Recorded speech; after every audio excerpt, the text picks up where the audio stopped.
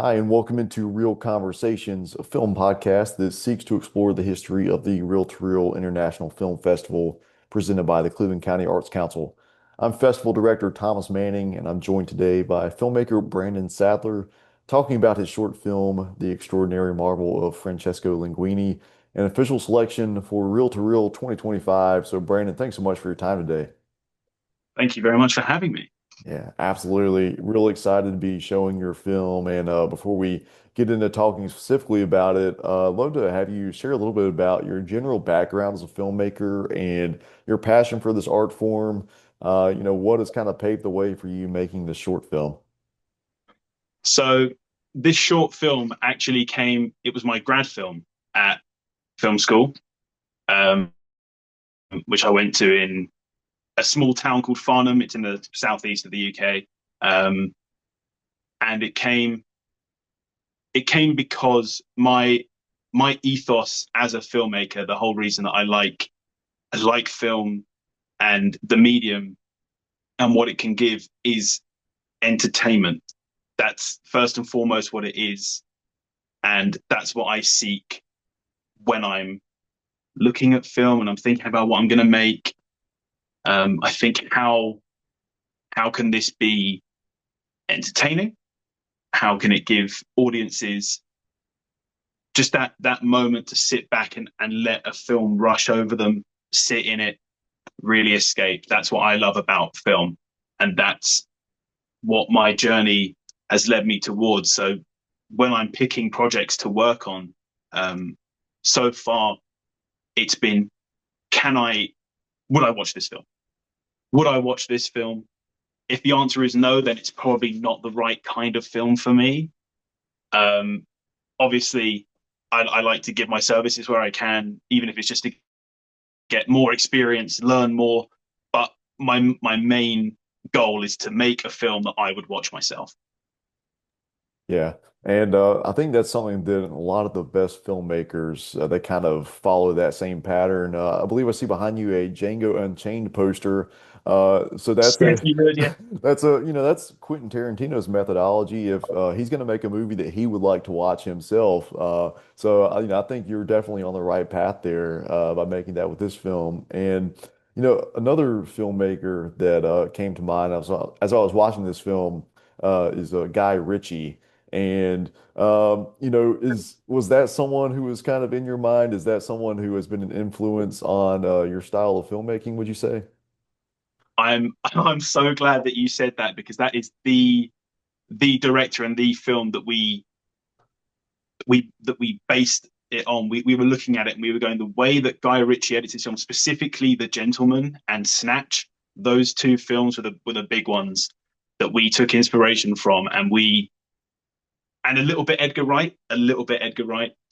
And we looked at it and we went, it's fast, it moves it along, but it also tells a story in such an entertaining way, and it's snappy, and that's the kind of thing that we were looking at. And Guy Ritchie was a very big one. It was one of the when I was talking to my crew and I said, "This is how we're going to make the film, but before we start, I want you to watch The Gentleman. I want you to watch Snatch, and like get the kind of thing that we're going for."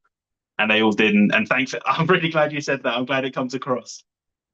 Well, I was a little bit hesitant to bring it up at first because I didn't want to be the American to be like, oh yeah, the British filmmaker Guy Ritchie is my only point of reference there. But I'm glad that was exactly your intention. So Yeah, yeah, yeah, yeah. You hit the nail on the head there. It was, yeah. awesome.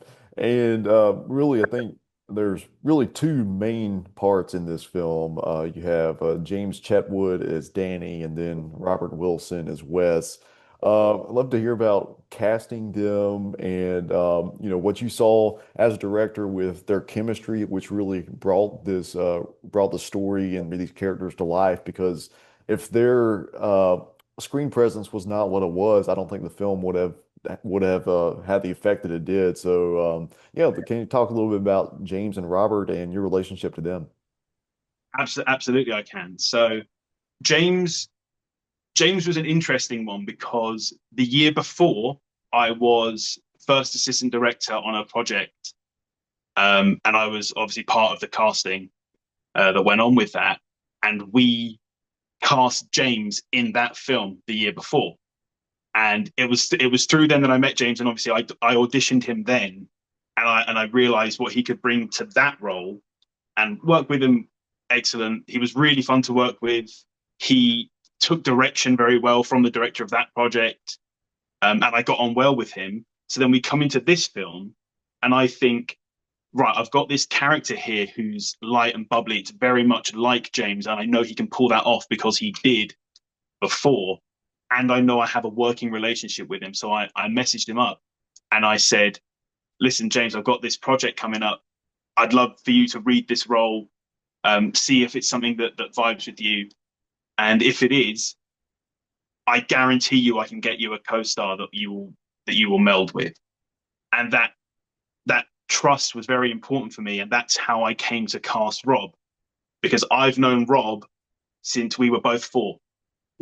So we came up together. He was studying film and acting at a different university, and I said, Rob, I'd love for you to be in this. And also it helps because he was my friend, he did me a favor and we didn't have to pay him so much. So it got our budget way down. But I knew that he was someone who could give me what I wanted because I've worked with Rob before. And I knew that if I gave him a direction, I could play with it. And then once I got them both together, we had a couple of days where I'd bring them both down from wherever they were, and we'd sit in a room and we'd just go through the lines. We'd go through, like, let them hang out together, because that was important, that they felt like real friends and not like people who had just met for the first time on set. And that was it. It worked out well, but that's how I got those guys. And you're working with a script written by Logan Tyndall. What was, your collaborative relationship with Logan like, and bringing the snappy dialogue and those characters as we talked about with Danny and Wes, bringing them to life? Was this a script? I'm just curious to hear about your first time reading that script and then figuring out how you wanted to bring it to fruition as in the director's chair. Yeah. So the script was a big part of it, and I knew.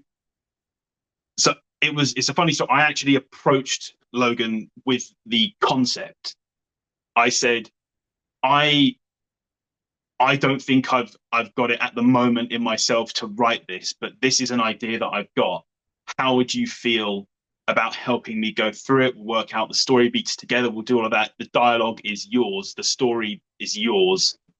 But this is what we did. And we sat in a room for about 6 hours nonstop, and we wrote down little bits, and we were playing around with timeline. We writing it down, realized this didn't work, so we moved it back, and we had about four different separate timelines that we were stitching across. And again, I was reiterating to Logan that I was like thinking of Guy Ritchie, I was thinking of Edgar Wright, and one of Logan's big inspirations is Wes Anderson. That's his. So the name, oh, that's his. I will give that to him 100%. I had nothing to do. I helped name the characters. I helped give the characters pasta names, but the title was his, and that's actually taken us a long way just alone. Um, and he wrote it down, and I'd say, right, this is yours. He would go away for a few weeks and he'd bring me back a draft. I'd give him some notes, and it was like a fully collaborative process. And then when it came to seeing it and sitting down with it, I could, I had such an easy time manifesting what it would be like in my mind. If I read a script and I can't imagine what it would look like or how the camera would move around it, it's going to be a tough time. But I read it and I could see exactly how it was going to work, and it was so easy, and I loved it. And with shooting on location here, I'm curious about this. It kind of looks like an abandoned bunker you found Yeah. out in the middle of this kind of marshy area. How did you find that location? And were there other locations you explored, or did you find this one and were like, this is exactly where I want to be shooting this? The location again was something that I brought to Logan. So when I had the concept, I knew about this place because it's somewhere that I'd been a lot in my life. It's it's right on at the Thames estuary, right out by the sea. And I think it's like a lookout tower is there. I had it all in my mind because I knew that you could play around with depth and um, different set pieces in the same frame, and you could. I think one of the shots in the film that I like the most is when you're at the bunker, you can see the same tower in the background that they were very clearly at earlier on in the film, and it's just I like the way that it proved that we shot in the same place. That's one of the things that I liked about it. I didn't want to try and pretend that it was in the same. It actually was. But that location was a big one for me. And when I took out my crew for recce's and stuff, I said, guys, there's nothing you can say that will make me want to switch. So just prepare yourself that this is what we're going to do. And we had obstacles, of course, as it was because we had when they were filming on this wet sand, we were told that if we go out too far, it was like quicksand and you could get stuck and whatever. We had things we had to play around with. We had um, this rare species of bird that nest there in the winter, and we were told that if if you go too far, it'll make too much noise. We'll end up endangering them, and then they'll end up flying home too soon, and then they'll drop dead in the ocean. That was one of the things we were told. I don't know. We made some promises, and it all worked out fine. But that location was a good one, and I had it in my mind from the start.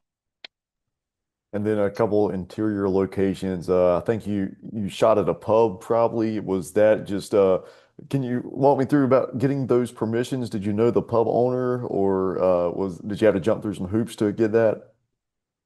There were a few hoops that we had to jump through. It was so because I knew about the exterior location, we only had 5 days to shoot. So we knew that because this location was about an hour and a half away from where we were originally based, we knew that to kill two birds with one stone, we had to find a pub location in the surrounding area. And so on one of our recce days, we spent the whole day going around a huge radius, trying to look at pretty much every pub that we could. And we'd go in and we'd talk to the people that owned it. And we found some really interesting pubs along the way, but it was just it was something that drew to us about this pub. It was really close to our location. It was actually the first one that we recce'd. So of about 13 pubs that we went to in that whole day, we ended up just going for the first one that we saw. So some could say it was a big waste of time, but you had to make sure. But they were actually the people that owned that pub they were really nice. They had a function room, so we said you can keep. We don't want to close the pub. You can keep your side open. Just let us have this bit for the whole day. So we paid for the whole day. Um, and when we were getting ambient noise, we were playing pool in the background and we were throwing darts. We actually broke one of their darts. We just threw it against the floor and it shattered. Um, Luckily, they didn't charge us for that. I also don't know if they knew. We just sort of handed them back and we were like, "Yeah, there you go." So they might not have known, but they were really good about it, and the whole thing was very easy because luckily our producer Seth Harrison he basically handled all of that on his. I basically said I like this place. Can you talk to these people for me? And luckily he didn't, and it all fell into place. It was great. I want to make sure to give you a chance to shout out your editor, Will March, who I think Yeah. did phenomenal work on this, especially in those Guy Ritchie-esque and Edgar Wright-esque montages that Yeah. kind of reminded me of in Shaun of the Dead when Yes. Simon Pegg Yeah. is talking about hey, Yeah. we'll have a pint after this and walking us through here's what could have happened or here's what might have Yeah. happened from this perspective. So yeah, I'd love to have you share about Will and that the creativity that they brought into Mhm. this to really bring that vision to life. Yeah, for real. He was actually the saving grace on the film. Before he got his hands on it, it was looking ropey. And he worked his magic. And it was great because obviously as a grad film, we were working with a 12-man crew and we had two dropouts in our camera department. So we were running with one camera person the whole time. No gaffer, no grip, nothing. And Will was on set with us acting as script supervisor, and he also was second AC. He was doing a bunch of stuff, and he was helping us out on set. And then when it got to the edit, because we'd spent that time on set, and he was so clear about the inspirations that we had behind it, he knew exactly the kind of thing that I was after. So when he put it together, also mixed together with the foley that my sound designer Albert Fernandez did, like playing the bongos. I was in there with him while I was doing playing the bongos, trying to get the right sound for the montage. It was great, and Will he stitched it together so well, and he was so good at the collaborating. When I'd go into that room with him every 4 days or something, and I'd sit down, I'd look at it, and I'd want to play around with it. He was super open to letting me do that, and together we'd find good compromises for what was needed and what wasn't. Um, and he really, yeah, he really pulled the whole thing together. It was really good. Anybody else from your crew you want to make sure to shout out? I would. We were a small crew. There's a I'd love lot. to Yeah, shout yeah. Elliot Duvoisin, our fantastic Swiss camera op. He was great. There was that the one shot in the film that bugs me is the one take that we did, because I couldn't be there, because I had to stand on the path at the back, because otherwise I would have got in the way. I would have made too many footprints. It would have got bad. And Elliot, we tried 3 takes of those, and he did them all by himself. We had no focus pullers. We was doing it on his own. It was the way that he pulled through. Lily Askew, our production designer, she made a dead body and threw it into the River Thames. That and her costuming was honestly excellent. We had the vision that I had for all the gangsters in the pub wearing these nice suits. She pulled through on that. That was really really good. Um, and I'd love to shout people that don't get enough love. Our color gradist Ishtiak saved the film. It looked it looked bad before, but then Ishtiak got his hands on it and he graded the hell out of it, and it was excellent. I think those guys are my big three. I've shouted out the producer and my sound designer. Everyone else, if I've forgotten anyone, everyone else in the crew did it amazing, amazing. Well, we are here on Real Conversations talking with director Brandon Sadler about the reel-to-reel selection, The Extraordinary Marvel of Francesco Linguine. And we wish we could have you in person at the festival, but considering you're across the pond, it's not exactly feasible. But I'm glad we got to share this conversation, and that's what I love about international film festivals, that we get to recognize independent talent like you who are making stuff that obviously you're pulling from the depths of your soul to make something like this. I know just how difficult it is to have a passion project come to life like this. So, Brandon, congrats on the film, and we're really excited to Thank, have you with Reel to Reel. thank you very much. It was great talking to you. Yeah, Loved it. great chatting with you as well. And for those listening, mark your calendars for July 23rd to 26th at the Joy Performance Center in Kings Mountain, North Carolina, for the 26th annual Reel to Reel International Film Festival. Hope to see y'all then.